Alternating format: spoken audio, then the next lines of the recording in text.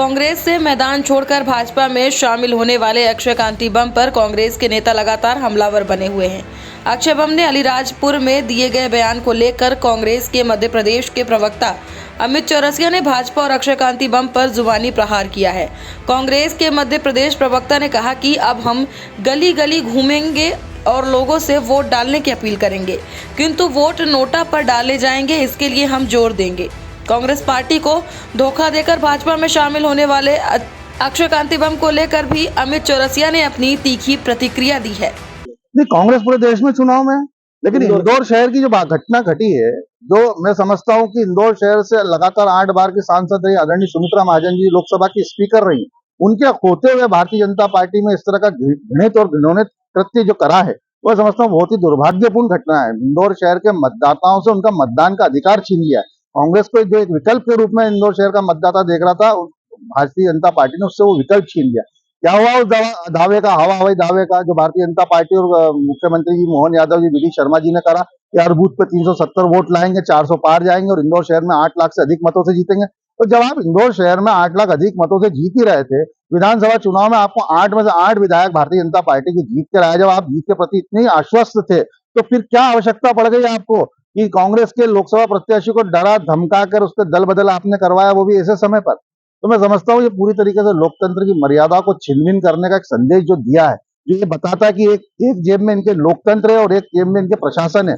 और हमने तो पहले भी कहा कि हम किस तरह पुलिस पैसा प्रशासन से लड़ रहे हैं भारतीय जनता पार्टी की सरकार में। तो आने वाला चुनाव बड़ा कठिन है, लेकिन ये भी है कि इस संदेश से भारतीय जनता पार्टी को बड़ा नुकसान होने जा रहा है। जो 29-0 का लक्ष्य भारतीय जनता पार्टी लेकर चली थी, आप देखना परिणाम जब 4 जून को आएंगे तो 4 या 5 सीटों पर भारतीय जनता पार्टी सिमट जाएगी। कहते कि कांग्रेस अब गली गली घूमेंगे, लेकिन नोटा के लिए बिल्कुल घूमेंगे, क्योंकि जो भारतीय जनता पार्टी के भ्रष्टाचार की सुनामी को हमको रोकना है, जो देश के संविधान को बदलना चाह रहे हैं 400 पार के नारे के साथ, जो इस देश के पिछड़े आदिवासी दलितों से उनका आरक्षण छीनने का काम करने वाले हैं, उसको हमको रोकना है। और जो लोकतंत्र की मर्यादा का इन्होंने चीरहरण करा है, उसका हमें जवाब देना है। और कांग्रेस के मतदाता और कांग्रेस के परिवार और कांग्रेस के कार्यकर्ता ही नहीं, इंदौर शहर का आम मतदाता भी अपने आप को छला हुआ, ठगा हुआ महसूस कर रहा है।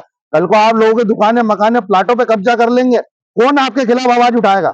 आप इस तरह से पुलिस पैसा प्रशासन का दुरुपयोग करके कांग्रेस को डरा रहे, दबा रहे, धमका रहे। कांग्रेस डरने और धपने वाली और आपसे चमकने वाली बिल्कुल नहीं है। मैदान में लड़ेंगे और नोटा का बटन दबेगा और शहर के कांग्रेस के कार्यकर्ता तो दबाएंगे ही दबाएंगे, उनके परिवार और उनको कांग्रेस के मतदाता तो देंगे नोटा को वोट। साथ में इंदौर शहर का आम मतदाता भी नोटा को वोट देगा इस बार, और भारतीय जनता पार्टी को बताएगा। जो संदेश देने का काम उन्होंने इंदौर शहर को, जनता को, प्रदेश की और देश की जनता को देने का काम किया है कि किस तरह लोकतंत्र की मर्यादाओं का आपने चीरहरण करा, ये जनता उसका जवाब देगी आपको। तो भाई अभी हाल ही में अलीराजपुर में थे जो अक्षय बम जी है, जिनके कुछ बयान सामने आए हैं, जिसमें उन्होंने कहा है कि जो आदमी 13 लाख की लाखों की मतलब घड़ी पहनता है, वो कैसे उससे कौन डील ऑफर करेगा। और कैलाश जी ने उन्हें 24 घंटे में बोलना सिखा दिया हाथ पकड़कर। तो क्या देखते हैं आप इसको लेकर? ये तो बचपना है उनमें, थोड़ा सा बचपना तो दिखाएंगे ही। 14 लाख की घड़ी दिखा के किसको बता रहे हैं 14 लाख की? ये घमंड बोल रहा है उनका, ये पैसे का उनका घमंड बोल रहा है, और उनके चेहरे पे भारतीय जनता पार्टी का खौफ और डर बोल रहा है। अब अपने डर को छुपाने के लिए पैसे का सहारा ले रहे हैं। गए तो डर के ही है, नो डाउट। भाई बड़े बड़े कॉलेजेस है, पैसे से आर्थिक रूप से सक्षम है, लेकिन अपने परिवार का पूरा मान सम्मान और जो गौरव उनके पिताजी ने बनाया था इस शहर के अंदर, उसको लुटा दिया उन्होंने इस दल बदल करके। और जो डर है उनके चेहरे पर साफ झलक रहा है।